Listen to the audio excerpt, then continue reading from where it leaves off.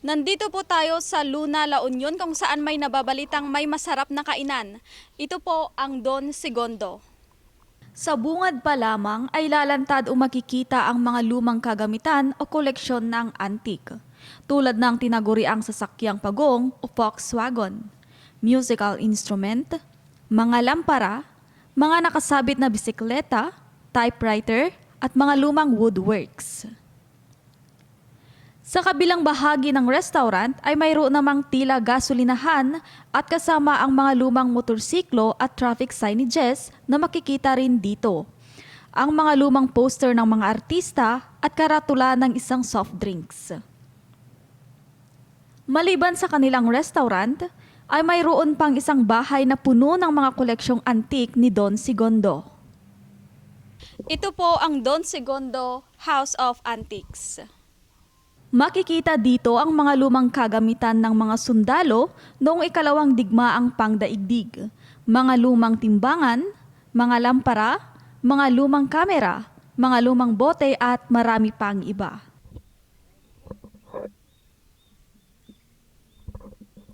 Maliban pa sa mga bisikletang ito, meron pa tayong ibang bisikleta, ang higanting bisikleta.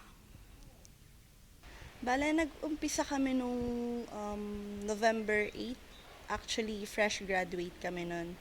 And then, naisipan namin magpatayo ng ganitong negosyo since yung itinapos namin is bachelor's in hotel and restaurant management, which is kahit papano inline sa gusto naming tahakin. Bale, ganito yung naisipan naming concept dahil since Luna, na-invade din siya before ng mga Spanish, ganyan. Kaya ang naisipan din namin is ganitong concept kasi nga yung father ko rin is collector as well as nawili na rin ako na mag-collect ng mga old stuffs. Nag-isip kami ng mga araw-araw, nag-iisip kami ng mga iba't ibang menu noon para ma-offer para hindi magsawa yung mga customers as well as mas pinalawak namin yung delivery areas namin. So yung dinarayo po ngayon dito sa Don Segundo, of course, number one po is yung masasarap at murang pagkain na talaga namang may pagmamalaki po kahit saan. As well as yung customer service po namin na talaga naman pong maaasahan nyo rin po yung mga nagsiserve dito, yung mga crew, kung paano po nila i-assist yung mga customers po. Halos lahat naman po may pagmamalaki kasi bukod sa murang halaga po at masarap, bale talaga naman pong masasabi na yung lasa po talaga is hindi nyo makakalimutan. Bale, yung dinakdakan po yung isa po sa may pagmamalaki namin na potahe dito sa Don Segundo. Dinarayo din ang pagkain dito kaya naman nagpaturo tayo na lutuin ang isa sa kanilang pinagmamalaking putahe.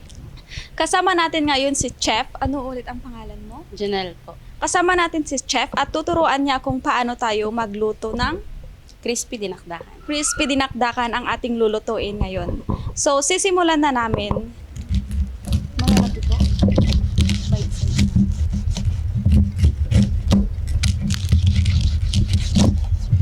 Di ba?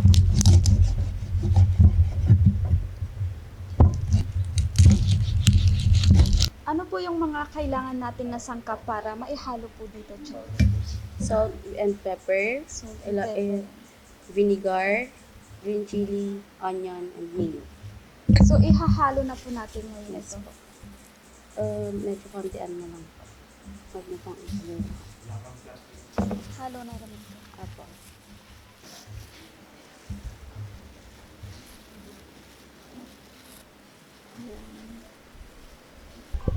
So, titikman na po natin ang linuto namin ni Chef Jen.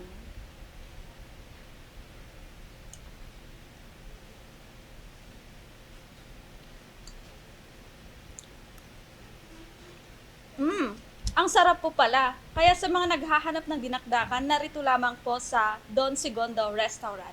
Ito po si Heidi Sapdaan, nag-uulat para sa LU Balita ngayon.